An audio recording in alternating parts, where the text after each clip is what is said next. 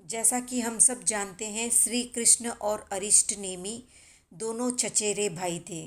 श्री कृष्ण बड़े भाई थे और अरिष्टनेमी उनसे छोटे। एक बार श्री कृष्ण और अरिष्टनेमी के बीच बल परीक्षण या शक्ति परीक्षण का अवसर आया। उस समय क्या हुआ, ये आगे हम जानेंगे। आगे बढ़ने से पहले अगर आप चैनल पर नए हैं तो सब्सक्राइब कर दीजिए और वीडियो को लाइक। एक दिन कुमार अरिष्टनेमी यादव कुमारों के साथ घूमते हुए वासुदेव कृष्ण की आयुधशाला में पहुंच गए। उन्होंने वहां पर ग्रीष्मकालीन मध्याह्न के सूर्य के समान अति प्रकाशमान सुदर्शन चक्र, शेषनाग की तरह भयंकर साग धनुष, कौमोद की गदा, नंदक तलवार और बृहदाकार पांचजन्य शंख को देखा। कुमार अरिष्टनेमी को कौतुक से शंख की ओर हाथ बढ़ाते देखकर चारु कृष्ण नामक आयुधशाला रक्षक ने अरिष्टनेमी को प्रणाम करके कहा कि यद्यपि आप श्री कृष्ण के भ्राता है और निस्संदेह प्रबल पराक्रमी भी है, फिर भी इस शंख को बजाना तो दूर रहा, आप इसको उठाने में भी समर्थ नहीं होंगे। इसको तो केवल श्री कृष्ण ही उठा और बजा सकते हैं, इसलिए आप इसे उठाने का व्यर्थ प्रयास न करें। रक्षक पुरुष की बात सुनकर कुमार अरिष्टनेमी ने मुस्कुराते हुए अनायास ही शंख को उठाकर अधर पल्लवों के पास ले जाकर बजा दिया। प्रथम तो कुमार अरिष्टनेमी तीर्थंकर होने के कारण अनंत शक्ति संपन्न थे, फिर पूर्ण ब्रह्मचारी भी थे, इसलिए उनके द्वारा बजाए गए पांचजन्य की ध्वनि से लवन समुद्र में भीषण उत्ताल तरंगे उठी और उछल उछल कर बड़े वेग के साथ द्वारिका के प्राकार से टकराने लगी। द्वारिका के चारों ओर के नगादी राजों के शिखर और द्वारिका के समग्र भवन थर्रा उठे। औरों का तो ठिकाना ही क्या, स्वयं श्री कृष्ण और बलराम भी क्षुब्ध हो उठे। खंभों में बंधे हाथी खंभों को उखाड़ लोह श्रृंखलाओं को तोड़ चिंगाड़ते हुए इधर उधर वेग से भागने लगे। द्वारिका के नागरिक उस शंख के अति घोर निर्घोष से मूर्छित हो गए और शंख निनाद के अत्यंत सन्निकट होने के कारण शस्त्रागार के रक्षक तो मृतप्राय हो ही गए। श्री कृष्ण आश्चर्यचकित होकर सोचने लगे, इस प्रकार इतने अपरिमित वेग से शंख बजाने वाला कौन हो सकता है? क्या कोई चक्रवर्ती प्रकट हो गया है अथवा इंद्र पृथ्वी पर आया है? मेरे शंख के निर्घोष से तो सामान्य भूपति ही भौचक्के होते हैं, पर शंख के इस अद्भुत निर्घोष से तो मैं स्वयं और बलराम भी क्षुब्ध हो गए। थोड़ी ही देर में आयुधशाला के रक्षक ने वहां आकर कृष्ण से निवेदन किया कि देव, कुतूहलवश कुमार अरिष्टनेमी ने आयुधशाला में पांचजन्य शंख बजाया है।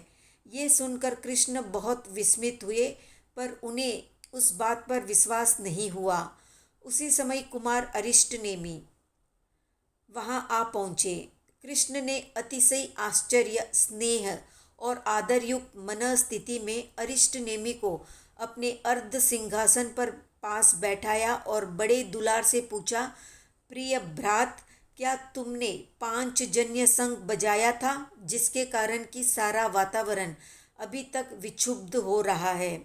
कुमार अरिष्टनेमी ने सहज स्वर में उत्तर दिया, हाँ भैया।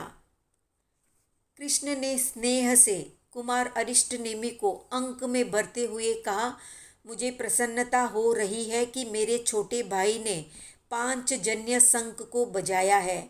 आज तक मेरी ये धारणा थी कि इसे मेरे अतिरिक्त कोई नहीं बजा सकता। अपने दोनों भाई व्यायामशाला में चलकर बल परीक्षा कर लेते हैं कि किस में कितना अधिक बल है। ये बात कृष्ण ने अरिष्टनेमी से कही। कुमार अरिष्टनेमी ने सहज सरल स्वर में कहा, जैसी आपकी इच्छा। यादव कुमारों से घिरे हुए दोनों नर शार्दूल व्यायामशाला में पहुंचे। सहज करुणा से कुमार अरिष्टनेमी ने मन ही मन सोचा, कहीं मेरी भुजाओं, वक्ष और जंघाओं के संघर्ष से मल्ल युद्ध में मेरे बल से अनभिज्ञ बड़े भाई कृष्ण को पीड़ा न हो जाए। ये सोचकर उन्होंने कहा, भैया, भूलुंठनादि क्रिया वाले इस ग्राम्य मल्ल युद्ध की अपेक्षा बाहु को झुकाने से भी बल का परीक्षण किया जा सकता है। श्री कृष्ण ने कुमार अरिष्टनेमि से सहमति प्रकट करते हुए अपनी प्रचंड विशाल दाहिनी भुजा फैला दी और कहा, कुमार देखो, इसे झुकाना है तुम्हें। कुमार अरिष्टनेमि ने बिना प्रयास के सहज ही में कमल की कोमल डंडी की तरह कृष्ण की भुजा को झुका दिया। श्री कृष्ण ने कहा, अच्छा कुमार, अब तुम अपनी भुजा फैलाओ। कुमार अरिष्टनेमि ने भी सहज मुद्रा में अपनी भुजा फैलाई। श्री कृष्ण ने अपनी पूरी शक्ति लगाकर कुमार अरिष्टनेमि की भुजा को झुकाने का प्रयास किया, पर वो किंचित मात्र भी नहीं झुकी। अंत में कृष्ण ने अपने दोनों वज्र कठोर हाथों से कुमार अरिष्टनेमि की भुजा को कसकर पकड़ा और अपनी संपूर्ण शक्ति से अपने पैरों को भूमि से ऊपर उठा शरीर का सारा भार भुजा पर पटकते हुए बड़े जोर का झटका लगाया। वे कुमार अरिष्टनेमि की भुजा पकड़े अधर झूलने लगे, पर कुमार की भुजा को नहीं झुका सके। श्री कृष्ण को कुमार का अपरिमित बल देखकर बड़ा आश्चर्य हुआ। उन्होंने कुमार अरिष्टनेमि की भुजा छोड़कर उन्हें हृदय से लगा लिया और बोले, प्रिय अनुज, मुझे तुम्हारे अलौकिक बल को देखकर इतनी प्रसन्नता हुई है कि जिस प्रकार मेरे भुजबल के सहारे बलराम सभी योद्धाओं को तुच्छ समझते हैं, उसी तरह मैं तुम्हारी शक्ति के भरोसे समस्त संसार के योद्धाओं को तृणवत समझता हूँ।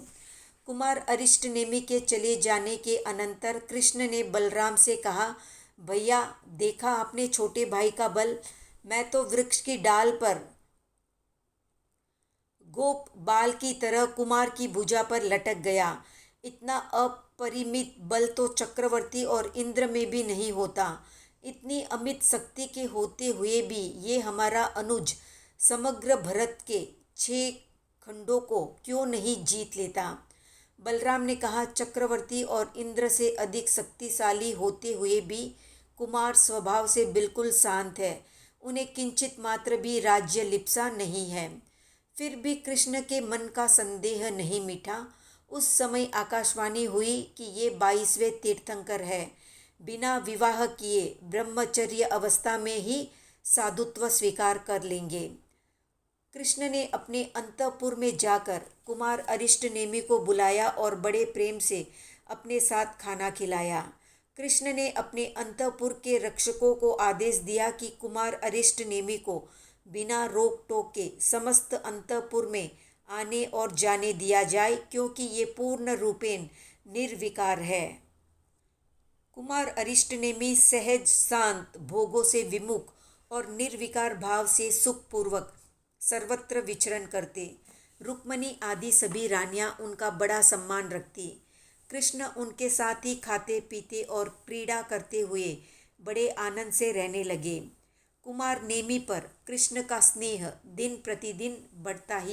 तो इस तरह श्री कृष्ण बहुत ही स्नेहशील थे अपने छोटे भाई अरिष्टनेमि के प्रति। तो एक ही घर में एक भाई वासुदेव, एक भाई बलदेव और एक भाई तीर्थंकर, कितना अच्छा और उच्च संयोग। तो आज का प्रश्न है कि श्री कृष्ण के कितने और भाई थे, कमेंट में बताएं। वीडियो पसंद आया तो लाइक, शेयर, सब्सक्राइब करें।